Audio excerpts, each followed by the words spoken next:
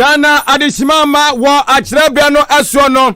Anumre no sia abo wabra onyunu ajona akoko apene dabra Adishimama Abra aso ese omaimu ensama wodo ensam twafada Roma Wanamu atintim adi agu enkata so ewokodo apau newsroom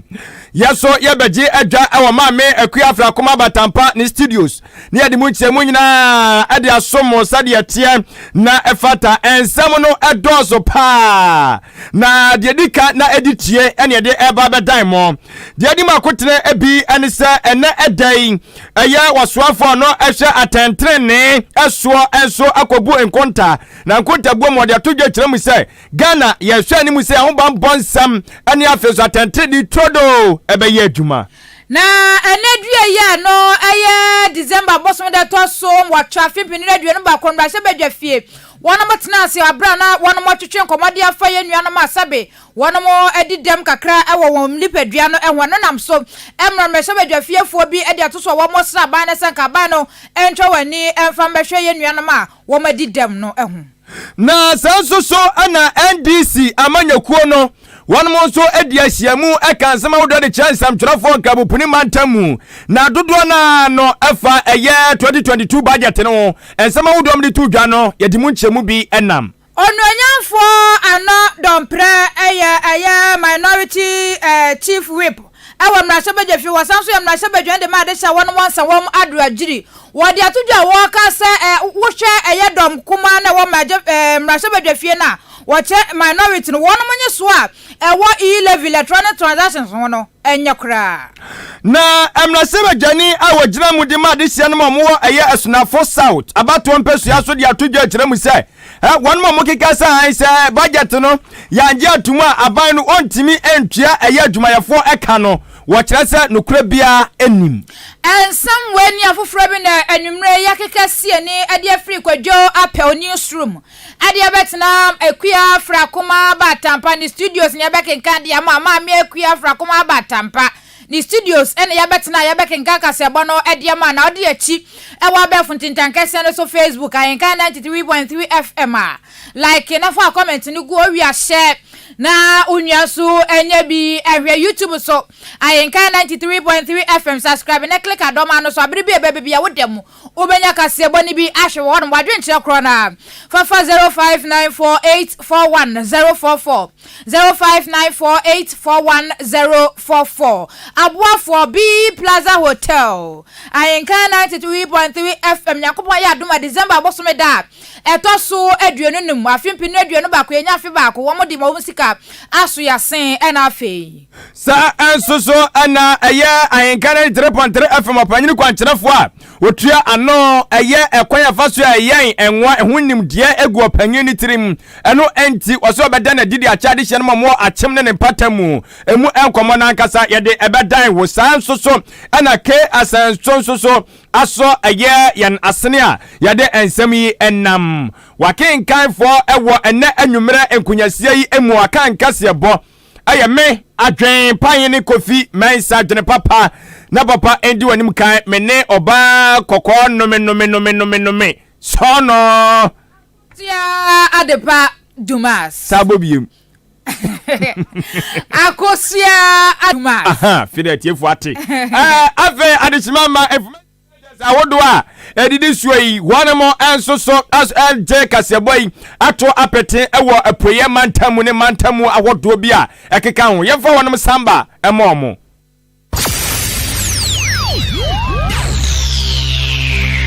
AHENKAN933 FM Akan Kasiebo ye bomua ya jibebia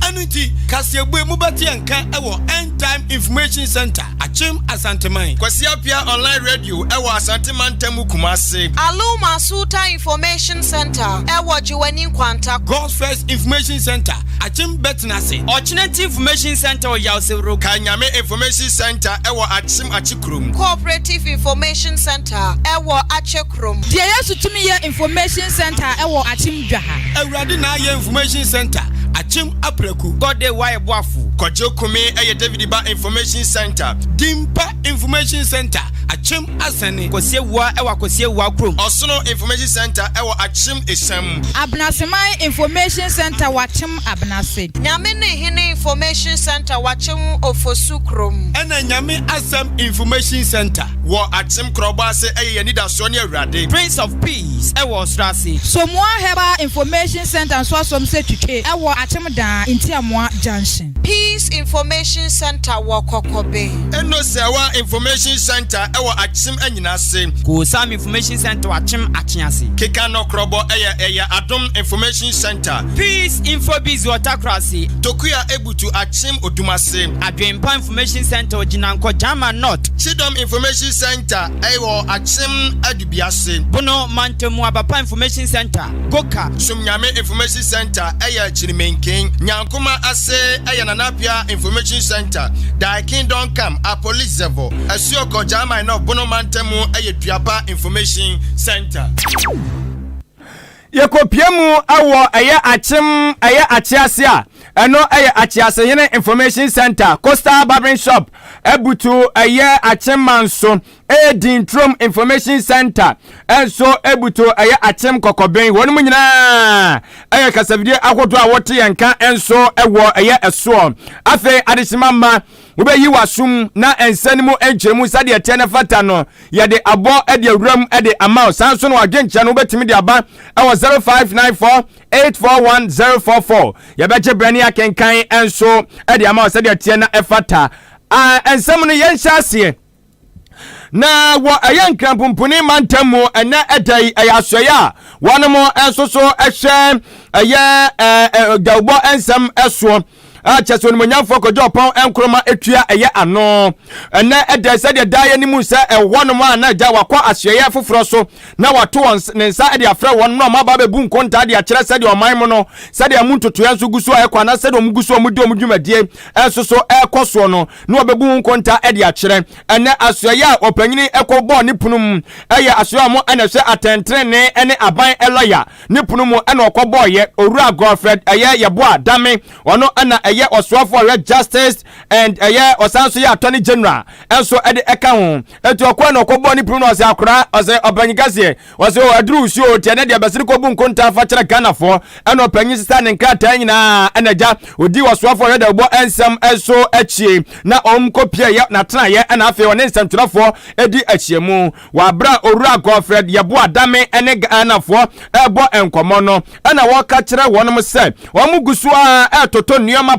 sadia beya ebetumi enso aboa ama omanmu no nyina no sadia daya kana tantene betumi enso aye aduma waseme ne ekasai eko wasiko no abibiman mu nyina enkabom atoye eko no wonom so gusu acheso mu egusu sinkonya acheseme ne okasa kropo de oma pai eye platform bia o betumi akoso etinkita ho atoato adene ko mefa so ebetumi ayire bambo mu ewo eye wiase abibiman enso so atoye enkabom eko a me ye tante wa friend se eko was no sade be o metimi atoto nioma pa na asumdue kede eso atimi akoso na ode ne nsam to dwa no kire mu se ade ba kubu ananse obetia na ebuboba yese terrorism o se ya ade bia eno ha adwere pa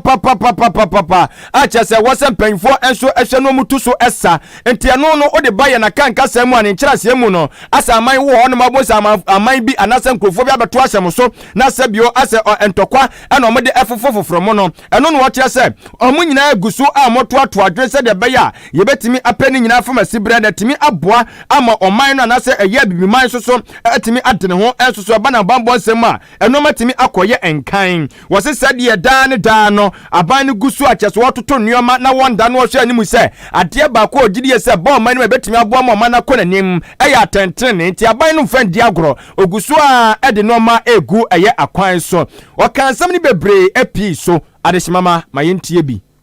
The platform for the justice ministers of West Africa will provide synergy for the promotion of the rule of law, peace and security in the sub-region. The platform, it is hoped, will serve as a medium to aid the implementation of the Niamey Declaration aimed at deepening the rule of law, promoting peace and security, providing access to justice, amongst others in the sub-region. Terrorism and violent extremism are growing threats across Africa with serious implications for peace and security elsewhere. In the Sahel, terrorist groups regularly attack local and international security forces, and this is not just a regional issue, but a clear and present danger to global peace and security. Better place to engage in a discussion on the attainment of this end than the Ministries of Justice in West Africa. The Niamey Declaration and the establishment of a platform for Ministers of Justice in the region could thus not have come at a more important time. The Niamey Declaration must be seen as a zero draft. It is my expectation that members will critically look at the issues and freely comment on the content so that we can come up with an improved document which will serve the purposes of the sub-region. Ghana acknowledges the importance of justice delivery in its development. The government continues to put in place policies to improve justice, promotion of the rule of law, and deepening of its democratic credentials. My ministry is undertaking reforms in several areas to make the legal sector more efficient, to improve justice delivery,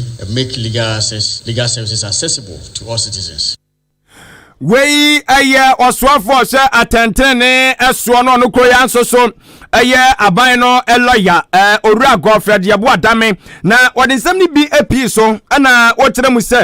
aban no onnawo da bia ne da oman no ehodo ehye na koma mu na nso ade ya pa ne se asem bi asie na mu no kore no ada adi ose akoba ne sa na ya papa enu ntin na aban ne pese atentene aye adwuma wo man konko Ghana mu entie no oba ya pe na wode eye atraye bia wato din se special prosecutor ode sa dibre wei enso ede ahye opanyini bi ensa so onguso ntoto nnuama owura kisia jabe no na omu adwuma se de beye no ma betimi akon Canada ne da Ghana atantrene aye pe betimi aye adwuma enu nti ose aban no eguso ye na fam die bia se Ghana mamra no ye nyina ye bedi so pepe na nkoba se ye beye yimu ese akoba ne sana ede yawdie be hye bi mu na no so sa no ede hafoforo betimi aba.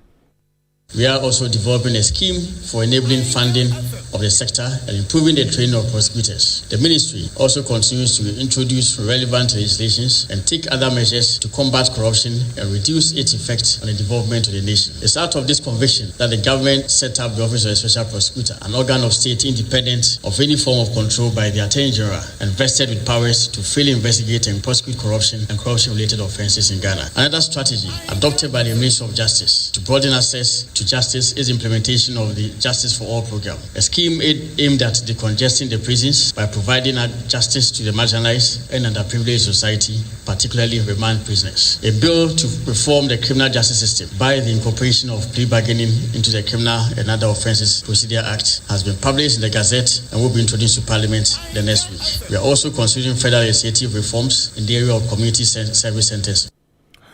Wei aye oswafo hwe atentene na onukroya nso aban no lawyer panyini aye owura aye Godfred Yebo Adame na adeshimama motese ne enso etwagu no enenhyamudi a one nsɛmtwerɛfo di ye no ensɛm ni bi na wote ye no abusua ya toa anwumre no nsia Akan Kasiebo no esode ye ti wo YouTube AHENKAN933FM like subscribe na click adoma no so abribe bebia wodam kunkuro betime ja comment na egu abrepen bekenkan dia ma wo waje nche ko na fafa 0594841044 0594841044 no SMS so the fa bekenkan dia ma Facebook so ya AHENKAN933FM like it na fa comment no go wi a share na unua nso enya bi enhwe emra se badwane de ma de chia wono ewo Trobu constituency eno ewo Ga West municipality popo ne mantemu ononyafo Moses enim edi atudwa wo chese wase aban no de nani ekosebesebe yenuanom a wonom edi dem kakra awo nipadua no akwa baabi physically challenge no ehwo kire ya wonom eye sukufo na eye ononyafo Moses enim kire se wo hwe eye physically challenge sukufo ya wo munimade ye papa woni obi te class na sabe ne nai na sabe atosin wo baabi na sabe okura kwache sasa nipa no wonimade papa enu ntie sanse aban na to o majaja mu nti sabe se wo moto asuku sukura ekosuapon awodo mu wekire tertiary institution ni mu a ya na enyema mu yeden mu kakra enu nti ode to so awo che se wo hwe yenuanom asabi wo madi dem ewo woni padua kwa baabi akrampo na ase ya to majaja mu pa enu nti onuanyafo Moses enim ede to so sra aban ne sa aban ne fa wani enko wo mo pa sanse wo mo ebetimi akwakoden akwo wo manim The need for inclusive education. And inclusive education easily can be identified with the physically challenged. There are the other group of people that are physically challenged, but it seems to be intangible. You can't see it. Mr. Speaker, and it is the slow learner. The physically challenged, Mr. Speaker, our attitude towards them is that bad. Mr. Speaker, recently I had a very peculiar experience at the airport. And when we compare the way we receive physically challenged even at our airport, and you just move out to maybe Heathrow Airport, and you see the attention given to physically challenged at Heathrow, and you compare it to Kotoka, you realize that we are really, really in trouble. There are physically challenged in this country who are so learned and brainy and doing a good job. Let's also look at the opportunity that we can create for them after they've had the best education and we get them jobs to do. They are very useful. There are things that they can do that the non-physically challenged cannot do. Abusuani ayati ye aye onwenya for Moses enim wano aye mrase bedwane de ma de hia wano mo ewo trobu constituency no ewo nkrampopo ne mantemu na no si ya pe na mrase bedwane de ma de hia wano mo madina beto ampeso aso onwenya for Francis Xavier Kodwososu edibitu so wo chese aban ni aye wano mo edin edam kakra ewo wono mu ni padua kwa baabie sanse ananu dai kra levi defo yebeso ya Ghana so a enam so wo mo chese tobuta wodo nyina wono mu free wono bo na kwan no na wo fa sanse tobutu sika ni na de ba beto electronic transactions so no eno na ononya for Xavier so chese sanka ban ne do eye wono ma edidem ewo wo ni padua kwa baabie na enkanya de wo beyi wo mo de free tobuta wodo so eno nto de to so chese aban no nani eni physically challenge for ho. People in authority take decisions that completely undermine support for persons living with disability. For example, the recent decision to close all toll booths across the country. Mr. Speaker, you saw what happened. Because these toll booths are manned by persons with disability. We did not even consult them. There was no prior notice. They woke up one day and they said, you cannot work anymore. Mr. Speaker, it only shows how insensitive we have been as a people towards the cause of persons living with disability in this country. Mr. Speaker, very unfortunately, we have all undermined persons living with disability and undermined their dignity. How do we ensure that we promote and preserve the dignity of persons living with disability? Mr. Speaker, other nations through employment generation. For example, when you go to France, there is a piece of legislation that says that if you have a company with more than 20 workers, at least 6% must be persons living with disability. Abusia wei ayemra sebedwane de ma de hia wano mo ewo Madina abetwa empeswa so wankrampopo ne mantemo no nya for Francis Xavier Kodwososu na no si ya pe na emra sebedwane de ma de hia wano mo ewo for Rikrom constituency wa Santimantemo ononya for Emmanuel Mafo so de bitu so a watch say e wasa ban no de nhye egu akwan mo de ma wano ma wo modi dem ewo woni padua akwa baabia na afei wode nyema so gu akwan mesa no beboa na omapomodin wonsam so wo kwa yare sabia no so ebetimi agina so pintin afọ de to subia ma watch say abane fancy bi ngu akwan mu te say eye sign language na sebe mumfo so betimi ede adi dwuma se na beboa na wo mo so etimi akọ wo manim na amra sebe dwafiefo nyina kan wo mo nsem nyina ene dua ya abra na wono mo etwetwe nkomo wo amra sebe dwafie ede fa eye wono ma edidem ewo nipadua akọ ababi. I think the time has come for the Parliament of Ghana to have a strong disability caucus that will continue to advocate for the rights of people with disabilities to be respected and advocate for policies that will target these people to be formulated and to be implemented. On the issue of developing or integrating certain skills into the training of people who are providing critical services to the public, i.e. nurses and maybe the police. The Speaker, we know that there was a time that the news reported of a pregnant woman who was deaf that had a complication, went to the hospital, and because she could not communicate with the nurses about what she is going through, she had to die. So our nursing training should be able to have just a course, a little component of training that will allow everybody who is in the forefront front of providing critical service to be able to do basic, for example, sign language. Onuanyafo Emmanuel Mafo eyemrase bedwane de ma de hia one mo ewo Oforikrom constituency ewo Asante Mantem. Adishima maka na chane so ese wei eye nwumere Akan Kasiebo ani yade esomwo ewa AHENKAN933FM FM eso na udi na chi ewo Facebook a eno ebo pa semni bo no ma ye ka ye twa mfonyini enso ede kire to udi achi ewo nhwanimu krata na meme sane mrane Facebook udi achi na wa like na wani die mu wa comment na wa share so amofofo so timi anya bi ahwe YouTube do so okwa atwe akokwo no boso na no anu beka abusuako no enso so enwo 0594841044 aya ahoma betime enso do agyenkyere enso ede afaso ede aba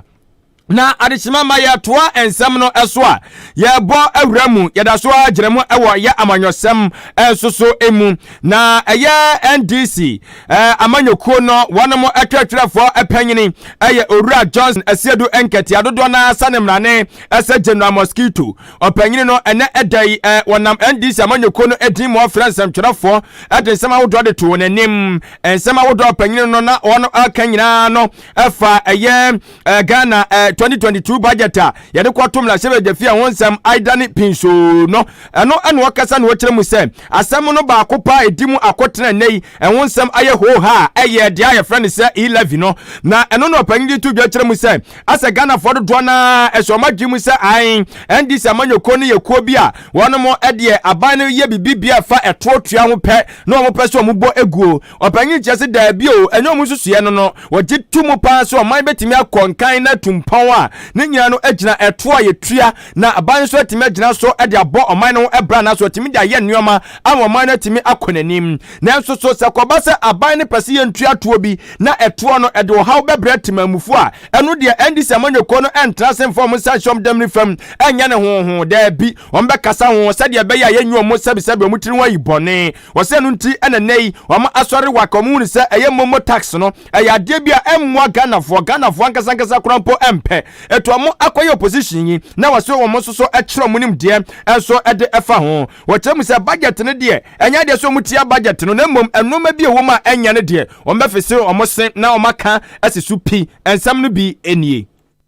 Let us tax, but those who have the bigger means must bear the bigger portion of the taxation. And there are even people who cannot be taxed. They must be beneficiaries of the proceeds of taxation. So when it comes to government expenditure, we also believe that when you are taking the money from each according to his means, and then when you are distributing to each according to his needs. So that is our taxation policy. So I want to debunk the assertion that NDC is against taxation. In fact, when we come back to power, we will continue to use taxation, but we will use taxation in a manner that we will achieve the objectives that we have set onto ourselves. We believe that the Momo tax in this budget is not going to help Ghanaians, particularly the vulnerable ones, to bear the problems that have been brought about by this COVID, which the government has touted all along. We believe that it is rather going to burden the vulnerable ones.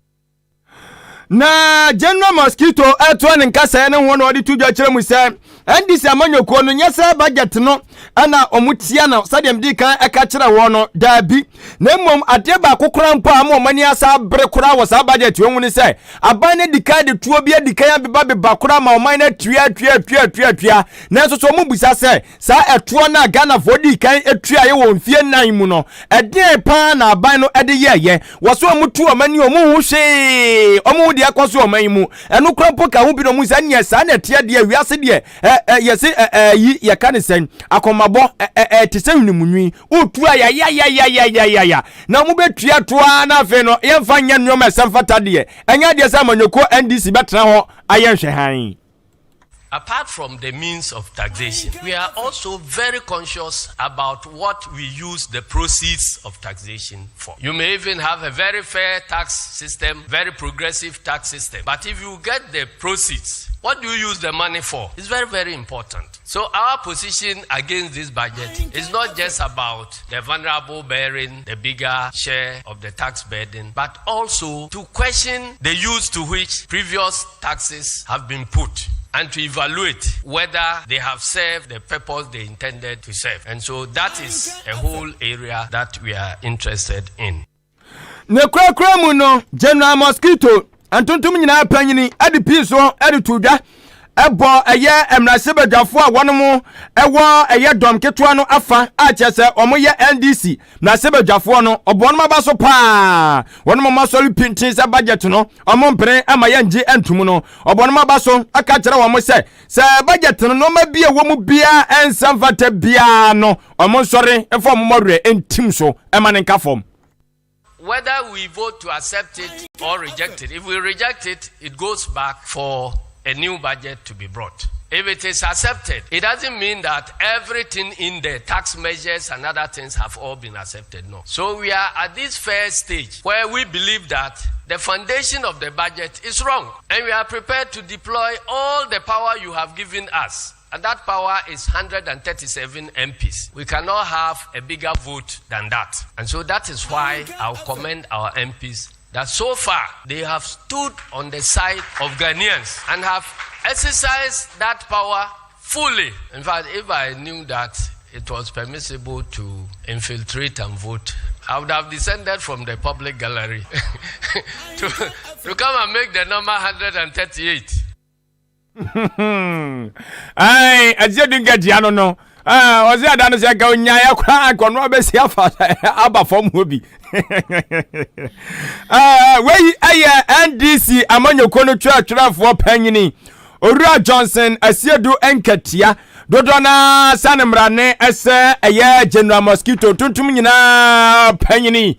na otinenka no abusia yetoa Kasiebo no aso na yedaso agina budget won sensem ya majority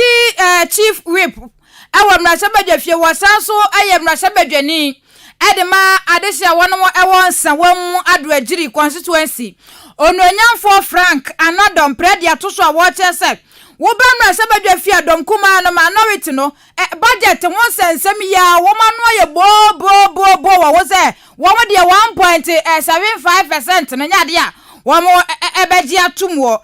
titru efasa electronic transaction levy hwan no ho wo mo chese nko wo munyi mfiri wo kura wo munyi bi emfiri wo na aye ononyamfo Frank anodom preacher se wo hwe minority adom kuma no wo mo wo mrasabadwafie na wo mo de wo mo kan se enka wo mo pe 1% na chese 75% no enu emfiri wo na se 1% e levy emom nanka emra na wo de to so wo chese wo hwe nsema wo do a minority dom kuma no won ma ka se e levy nya de beboa mobile money transactions so mo de to beto so amwa 1.75% asododo mo ma 1% no wo kire se wo soafo hwesika samso owura ken ofowia takra ahwe se wo betete niam bi so na mo beyi niam bi afiri mo enu ntini wo ni mpenifo wodo na kohia wo muguso etoto niam enu nti owura anodom predia to so wo kire se 2022 budget ne de wo mo majority no won madwen wo bebre na niam wodo wo mo so de bebo pa nti wo madwen si omupi e wo 2022 budget no ononyamfo anodom predi bi ka ho pa ekiremu. They have made their point clear. I think we are also guided, but it's just a display of bad faith on their part, especially because if you initial stages you engage, okay, and then,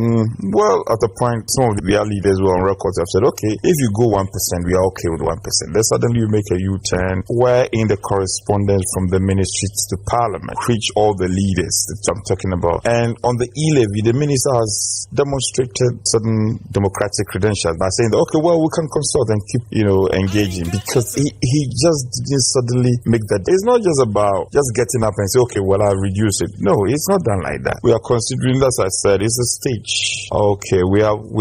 going to the next stage with the estimate. When the estimates are done, and as you know, we put it all together to pass appropriation. We'll get to the bridge, we'll cross it. But they've bared their teeth. We know their position, so we are guided.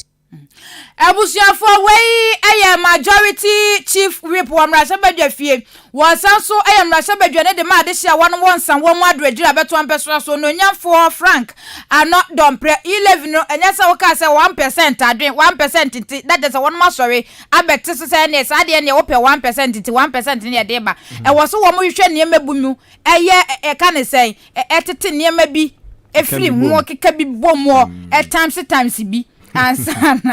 ansana abaso edin ebeyemre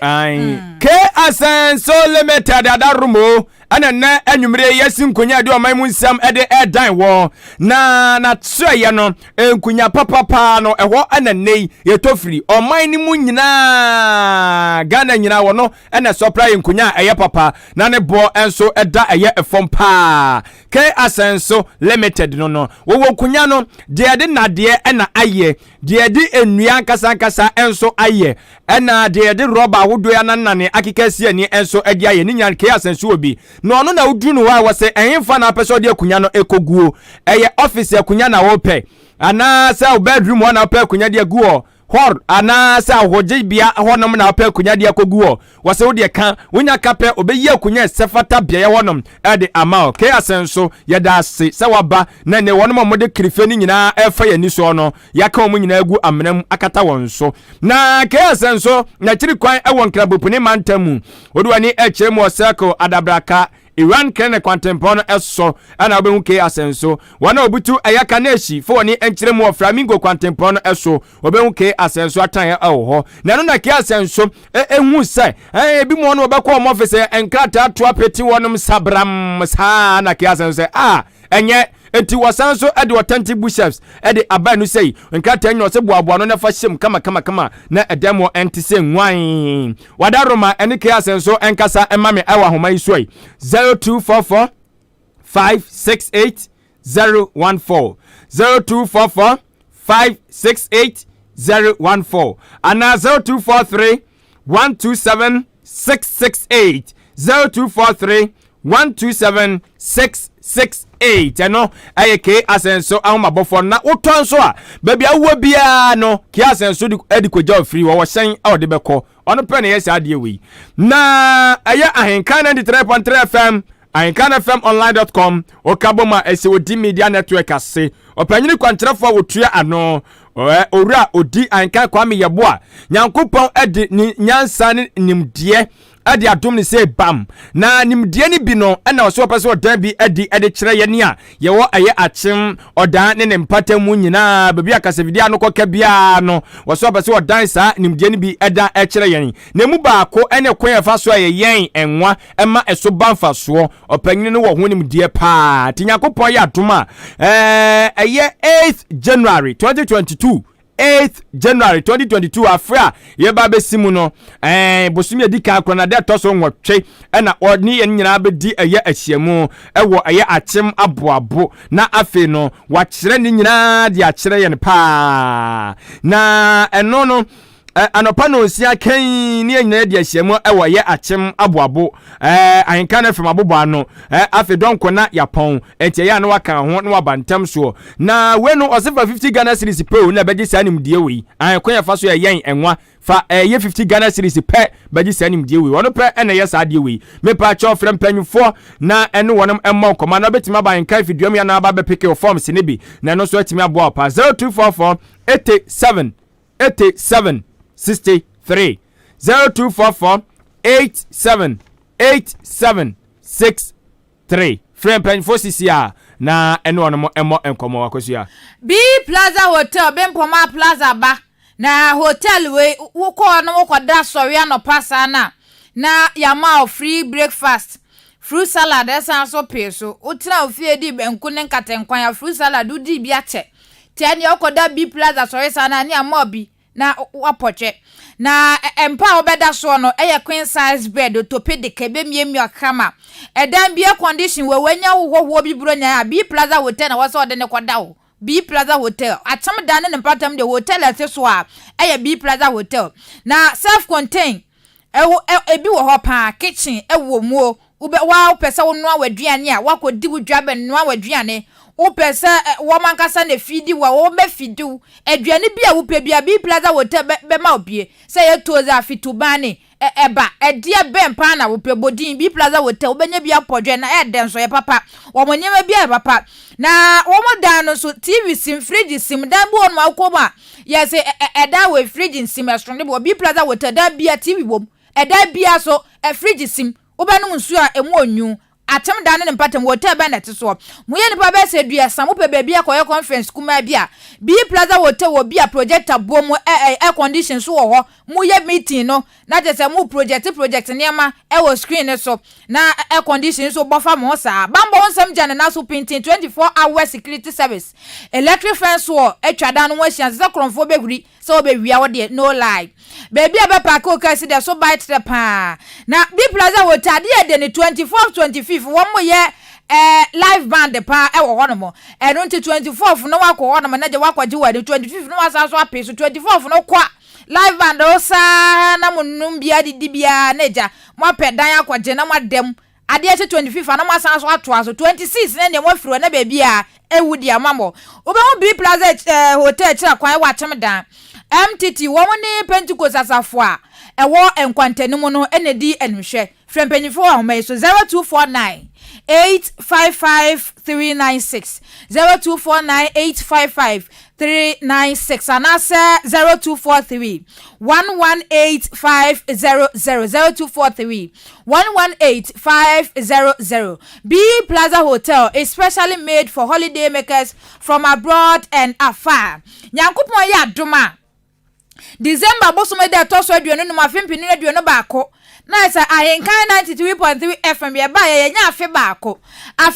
ye nya no enya se ye be hyedem akase ye nya afe baako ye be wosu kuro yankasa enu nti 25th December na be se memene da ye penipa pem ene aburo so kura momla ye yine ba be hye mu ahenkan 93.3 FM ye nim ase ya cha t-shirt fidi kwa na de motintim ekume na apa wahye pantalon na apa wahye tetere metu na jame na apa wahye skinny na apa na ja wahye adi t-shirt eguso ene anopa no nsia na yatwimo mo mefa kroma dia sade spinners asika so ope spinner kosa ope brass band kosa ope jama komu ne kosa ne be bebre jama fo beba enu ti e de fa atem da to krom ba bia no pa no ndu na yapon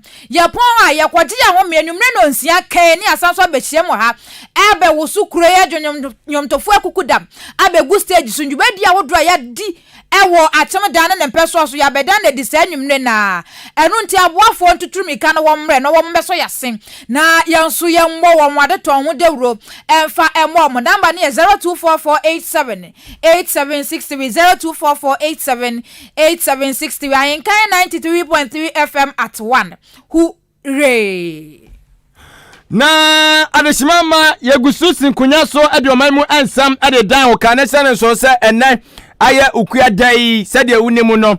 sports for no so beba sports barrister wono so ba bekom e wo so a na ubedi anchi no di achi gusu adi achi e Facebook Ahenkan 93.3 FM na fa comment no fa guo no ma 0594841044 no so what the first one SMS ye beje brand Ahenkan e de amount na ye to ensam no eso a yada so agiramu e wo ayam na sebedwafo no wono mo akache ene budget na ho akuturbo ne de omumbo nwieye omgusu a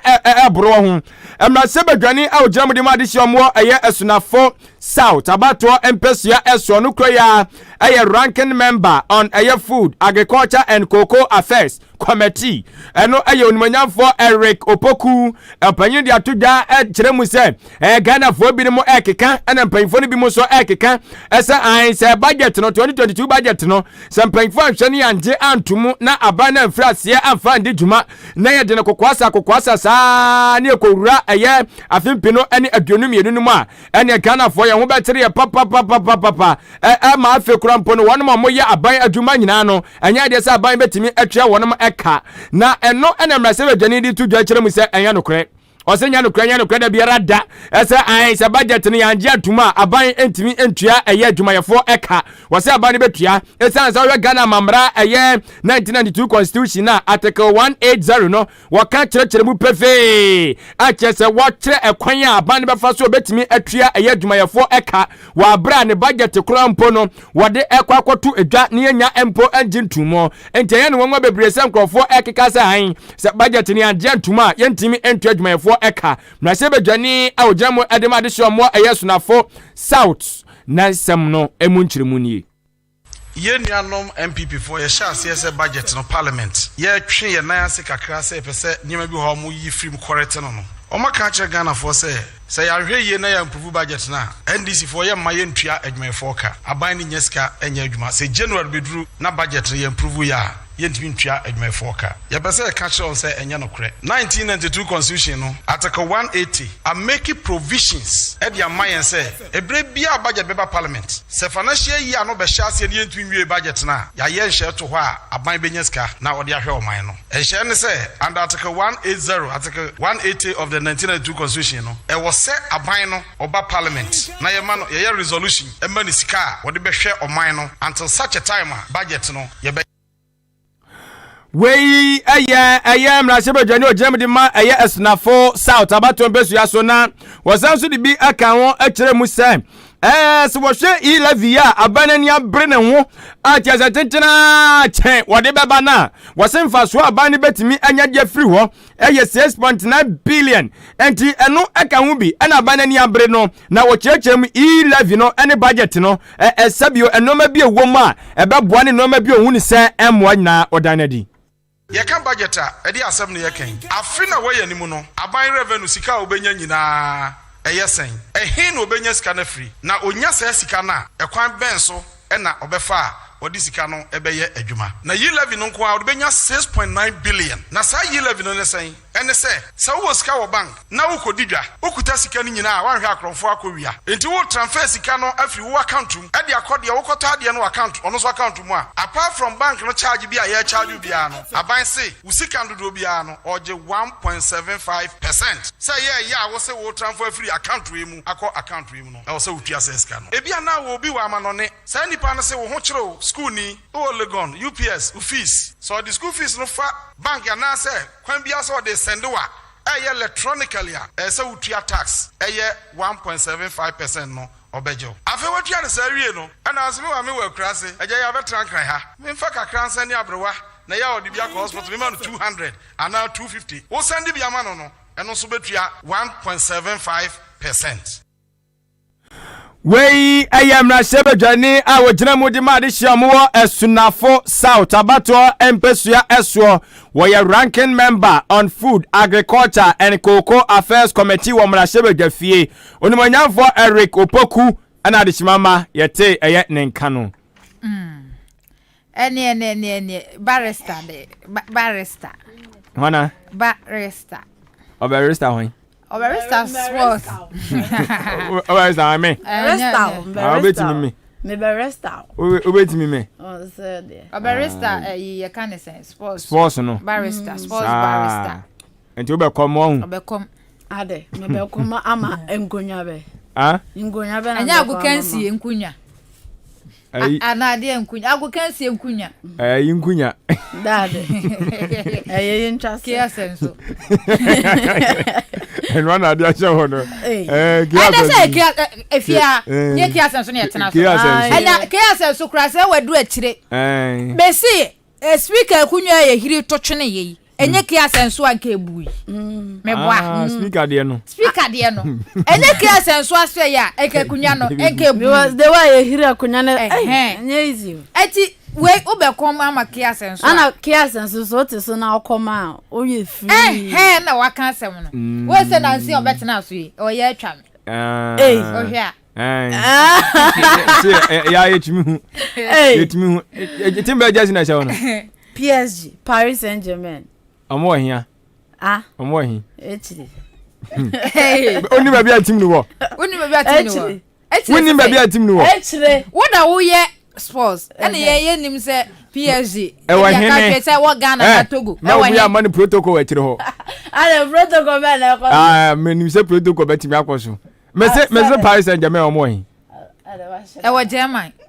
ewa hin German ewa yi tamale that would be better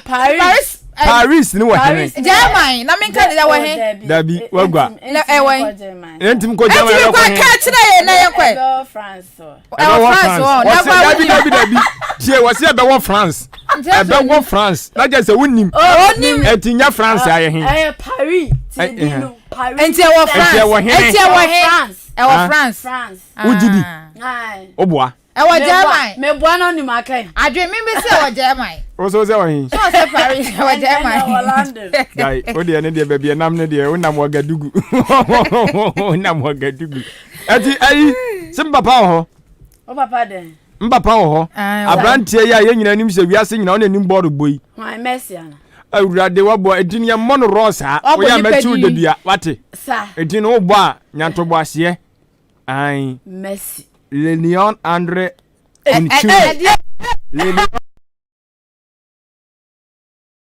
Mamenka Messi tie Mande panka Mamenka sa Leon Andre Kunikuchi boba na kade bomya kwa metuko apase to Kunikuchi so na saje Ballon d'Or no Ballon d'Or omo solo mu yedede no me yedede ma yenhwe Ballon d'Or sisi akran se say world best player sa we are saying na best player ono sa to so urade papa yi na kwese se na yesi wo ye ayi o sabi o ye afuru eno ya yama no ya yama no isa wonya cheche bi nyamia ye bi na ya wonya cheche bi akwa ba ko na ne nan no da so ye de tia ono mu nya ntentere ma no ono se nyambe ye bi nyambe ba bia wadui woni na ai 40 aberita of football ma fe ne yakoye wananta ma nyambe I don't know Ronaldo ase ono sem na mekan on ase mbore na oka na ya na oka ono so ka bibi kakra fa Ronaldo so born home modern say on so age say waje enuma na say ne dia na say nsia 5 waje 9 waje enum ana Messi age 7 wodoji o si so say obobo nyene si ro si ase ati ni din nyene so ase ja Messi bebre no man you kra na Messi afena ye kwa hwese ye benya ayifidi atimi agi na chacha na Paris Germain say Paris Saint-Germain no na no wa wanti o say wa hin e wo wanti ka awrayango na wo ka say we dia na say dia di to bad ya o yo be ka say di wa yo wakina obaka say watuntum mo dia na wa royal odogu royal on na wa achimo da who say me amadu amaso ma hwe Paris no entimi Germain o say wa tu ba ko ka say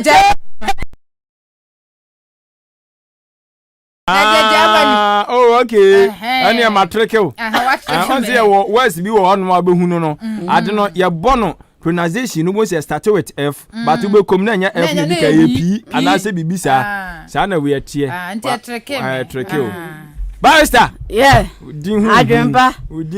papa na papa ni wenim ka eno ana wa bono na akofa din we se ayi barrister ko di fufu be no atom medi anope medo be kwa asane o de makwa asane ho aho abapa ho abapa okay fine ko Emaso ya dia godie mu nsemo bramo ansa na no nwume kwa so ya sene bi ni Real Men Barbering Saloon osi braho etebia opendo obetwama say a booze cut Caesar disconnected undercut dreadlocks na pesa we fade and tapper high fade low fade mid fade anase military haircut brand obeyama so what down osi bra Roman Junction omo be Mr Sintim House ope achema boabufo nyina so nkọ Bompaye Junction omo na ye fitting shop no and edi animhwe for Roman Barbering Saloon 020 840 0859 020 840 0859 and 055 2716777 farewell Raymond no obejo so afenso yenko amanone yenko din komo kakran free ombra yakwa Champions League ni mu dia Abraham ba no na afenso ball ne bi koso a omusi akan ye Juventus omuni mamu FF amabo Akan see na 90 minutes so omachem half time into Juventus etimi abo mamu FF kan ba kwa wentiment ye afenso Zenit St Petersburg acha ye Chelsea abon kamienu am watimi atimu bua watimi atimu baako afenso yabon pre Paris Saint-Germain nenti nsembia ekoso hono a Abrante Neymar afenu wanya injury kase paaye 6 weeks eda yenimu Neymar entimi si na akan itu akwaya Abrante ne ho se onboa no na afenso ontimi enso ni problem na no enam injury ya wanya afenso Mbappe se na nka ne no odwe se ye Ronaldo ana ye world best player chese wiase nyina ono ye player oteso na so na oka esini pise Messi nya ye Ronaldo enya world best player nya mo Abrante Leo Messi ana ye world best player Manchester United honso eseme fro ba ne se sise o manage Antonio Rudiger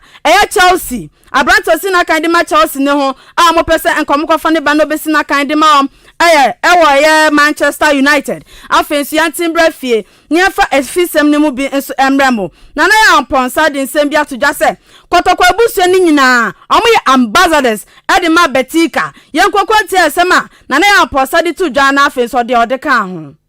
Together with the legal team of Betika, went through all the formalities to ensure that the fine details were well spelled out, and then we had an agreement that would not bring any problems from forward.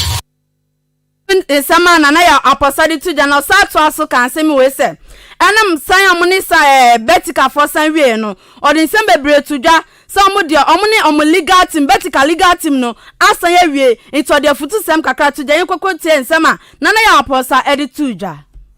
Together with the legal team of Betika, went through all the formalities to ensure that the fine details were well spelled out, and then we had an agreement that would not bring any problems from forward. When ensema na ya aposa edit to dwa aya Abrante like kinso ana kanino sina kandema aya Accra to folk edi insembi atudwa se aya Calfa Yakoboy Calf Confederations Cup no amudi ntwo se basa no de ade se ntwo de nyina ba ye plana na nka wosa mo plani asama kobo Calf no o man plani bibia eno ane sa mo sorry ye na mo kwa sa mo kwa akobo na wogide wa rehemu se Ghana Premier League ni de on ba be bom ho mode no magi title no de asiam na so se kikim yantima Asante Kotoko December 10th 3pm Asante Kotoko omani Escape FC our friendly match omusa musi sakan de atlete na emrante ombese omakadema Asante Kotoko na fe omai active no mu pom so ayade ama Asante Kotoko Chastela awesina kan dade ama Heart of Folk na fe so SSB dema Kotoko din sembia to jase pressure bienim sa usi wakan de ama Heart of Folk anase Kotoko pressure bienim to say the usi wakan de ama Great Olympics enam pressure ho osise musio bo na se usi wakan de ma Great Olympics na se kobo penalty na ototwene ana kobo free kick na ototwene pressure bia beba so ne nya asem ketwa ho no di kan hye na go kense ne emu free itono de na asem obeka nyina ne se Great Olympics there se usi wakan ho a pressure ho ye pa che sa boboko mienu Asante Kotoko any afen so Accra Heart of Folk asabo trading sembia tudwa osi Heart of Folk fans nyina opamo chosramo se omukọ Calf Confederations Cup no omantimi ambo mo homoden nemom de osem ne se mu fam didie enta omachi na fenso memom mabem buda se Heart of Folk de akoya idie enye ye biem nemom Heart of Folk no imagine now wa efe ne so Africa ne so enti afa de bibia akoya afa mamu idie omo sra fans ne nyina se omo fancha om na fenso no GPL no ombebo mo homodiye no mabebe si omakan enfa ho ni baby omoda ombebe si omakan de mom na fenso no bibia akoye 13 yatima Accra Lions mo head coach Rena Craft omo si amuni na wie kra tese onye head coach enfa momu biem odomabo 6 games odomabo 6 games omatimi awinimu mienu pe oma draw baako afenso omadi ntwo miensa enti se coach wa be yabi watimi miedi ntwo podo miensa ni atimi draw baako ni atimi awini mienu a coach yes only coach otosunum enya nkwa no aba ko no obi mra ememeto aso na afen so bibia nkototen efama Crown Lions a medi nsemi ejamo aha na medi agudie musem na besi mi amotemi nka medi ni sports barrister afe eje boye me head of sports kwabna jenim me receive speedy recovery ono so boye afe opoku ana afe so foster enso etechra medi nsem we nyina edebremo ose ayede ose aye ni mo ayede na ho mfa no ne ho mfa no na ono mfo so mfa ne ho na ho mfa no na me che so ono mfo so mfa ne ho se ne ho mfa no enti ono mfo so no mfa ne ho bibia be fine ja ka che nse me say ono mfo so mfa ne ho Akọ hospital Ejeli mo Akọ hospital yes hospital na wo ko no se wo hwe o address na wo de ko na se ka aso akra na ya friend so mra tia compass address no ala o ko dra juma mu ano mo frɛ mam report so ko guard e fo ready nyankopon no bo waste bag no bo waste bag next na so live ba no next na style we said you my god get to life na get to life na oye dai ne ho mfa o mi nganya za ne ho mfa no ana mi je zo mfo so mfa ne ho me pa cho get to life mo de mo ko ba bia get to life o yare no so no bo get to life kaswa se kaswa odu wa mbehwenente budumbra omna ni tintin de wa ya brane na o tintim ne no magu na chira o debi enye de agu na chi akaba akon na godo so ananka no no kenu ke be fata mpa you know number 11 no wanya over 11 no go for 11 ne kan wa kenu no I don't know agu na ni masisa oh me chese get to life ne number 11 na ko na de makebo na eje AJ di mi teacher man no sa ono ne dia no a different trend AJ di no e be ka na actually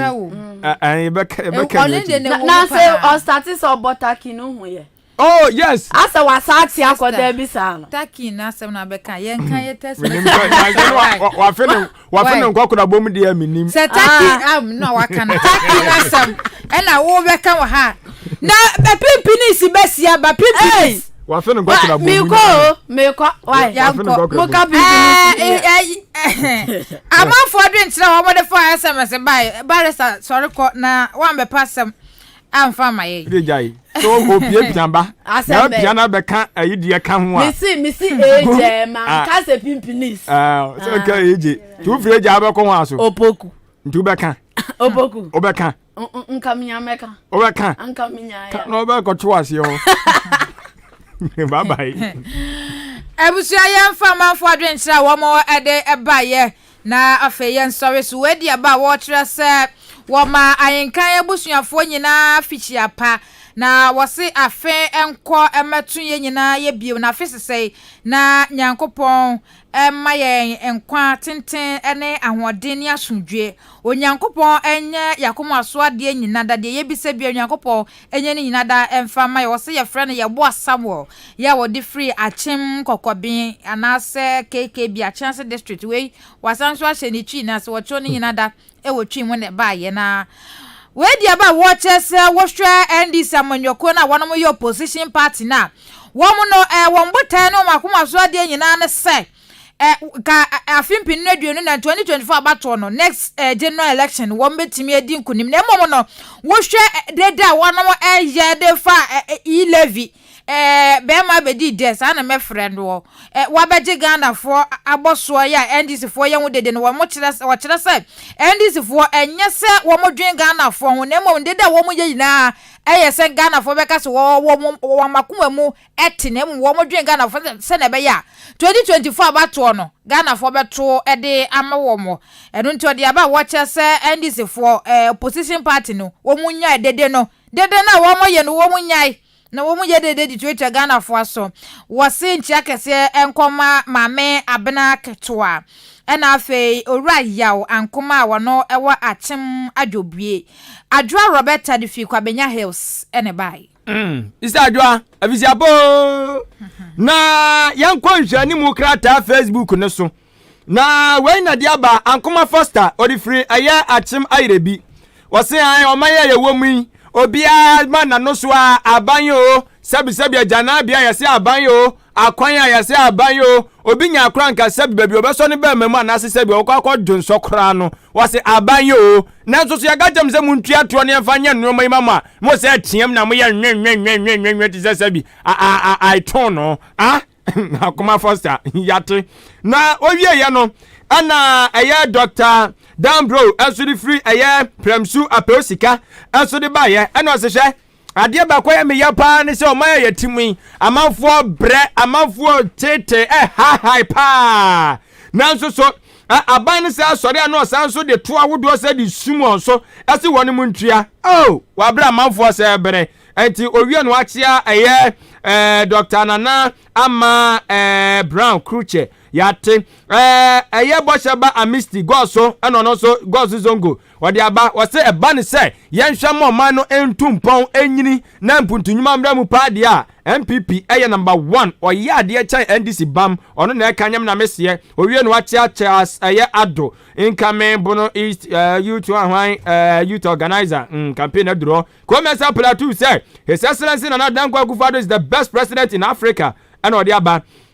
kwasi down so ase or share your live na ayenkan ye adwuma pa wachia akosua enso ewa hanomo na Evans enin tutuka edifiri oboase ton ablante ne kwawa mankan ya ne ko ne me wase NDC amanyoko no mu wai munnu se Ghana fo de mu be ye na mo propaganda press conference amu ye ni nyina no anko ba bia o Ghana fo ntimu case omo de MPP no mu ni mo omo na ebo mo man ko nkan yate wachia onabo aye Faustina Amisa Obuase is DC yate eno honorable Alex Bankson okay yate owie no na eye Eric Kwaku Buadi enso de aba ose patriotic voice from eye Bechem Bechem